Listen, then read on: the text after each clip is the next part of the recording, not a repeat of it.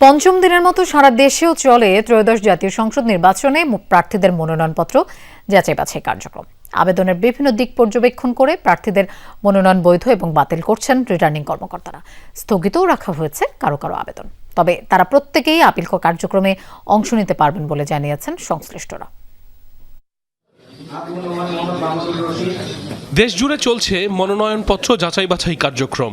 প্রার্থীদের আবেদনপত্রের বিভিন্ন বিষয় খতিয়ে দেখছেন সংশ্লিষ্ট কর্মকর্তারা।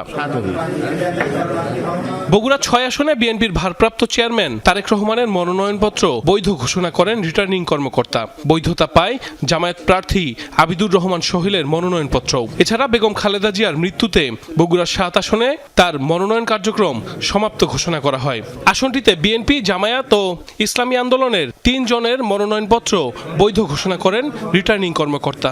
বগুড়া ৬ বগুড়া সদর সংসদীয় আসনে মনোনয়নপত্র দাখিলকারী জনাব তারেক রহমান এর মনোনয়নপত্রটি পরীক্ষা করলাম। পরীক্ষান্তে মনোনয়নপত্রটি গ্রহণ করলাম। ঠাকুরগাঁও ১ আসনে মির্জা ফখরুলের মনোনয়ন বৈধ ঘোষণা করা হয়েছে। এছাড়া যাচাই বাছাই শেষে জেলার ৩টি আসনে ১৭ জনের মনোনয়ন বৈধ ঘোষণা করেন রিটার্নিং কর্মকর্তা। এছাড়া ২ জনের স্থগিত এবং বাতিল হয়েছে ১ জনের মনোনয়নপত্র।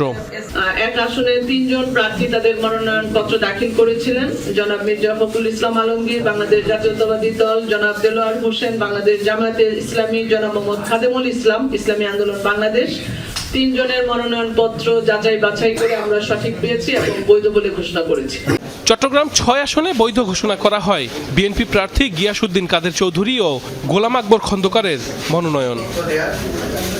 কুমিল্লা ১ আসনে বৈধ ঘোষণা করা হয় বিএনপির স্থায়ী কমিটির সদস্য খন্দকার মোশাররফ হোসেন। ৬ থেকে মনিরুল হক চৌধুরী এবং কুমিল্লা ৪-এ জামায়াত ও এনসিপি জোটের হাসনাত আবদুল্লাহর প্রার্থিতা।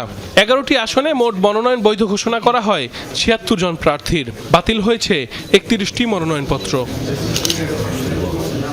সিলেট ৪ আসনে বিএনপি মনোনীত প্রার্থী আরিফুল হক চৌধুরীর মনোনয়ন বৈধ ঘোষণা করা হয়েছে। জেলার ৬টি সংসদীয় আসনে ৭ জনের মনোনয়ন বাতিল এবং বিএনপি মনোনীত প্রার্থী এম এ মালেক সহ ৫ জনের মনোনয়ন স্থগিত করেছেন রিটার্নিং কর্মকর্তা।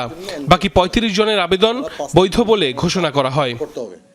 আমাদের মোট ৪৭ জনের তথ্য, ৩৫ জন গৃহীত, ৭ জন বাতিল আর ৫ জনেরটা পেন্ডিং আছে। রংপুর ৬ আসনে মনোনয়নপত্র যাচাই বাছাইয়ে বিএনপির সাইফুল ইসলাম সহ বিভিন্ন দলের ৭ প্রার্থীর মনোনয়ন বৈধ হয়েছে। বাতিল হয়েছে ১ জন স্বতন্ত্র সহ ৪ প্রার্থীর। বরিশালে দ্বিতীয় দিনের যাচাই বাছাই কার্যক্রমে ১, ২ ও ৩ আসনে ১২ জন প্রার্থীর মনোনয়ন বৈধ ঘোষণা হয়।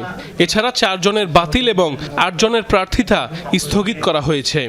ইসলামী আন্দোলন বাংলাদেশ হাত পাখা। এদিকে ব্রাহ্মণবাড়িয়া ৬ আসনে যাচাই বাছাই শেষে গণসংহতি আন্দোলনের প্রধান সমন্বয়কারী জোনায়েদ সাকির মনোনয়ন বৈধ ঘোষণা করেছেন রিটার্নিং কর্মকর্তা। যাচাই বাছাই কার্যক্রম চলবে ৪ জানুয়ারি পর্যন্ত। ২০ জানুয়ারি পর্যন্ত রয়েছে প্রার্থিতা প্রত্যাহারের সুযোগ। প্রতীক বরাদ্দের পর শুরু হবে আনুষ্ঠানিক প্রচারণা। সাইফ আহমেদ, যমুনা নিউজ।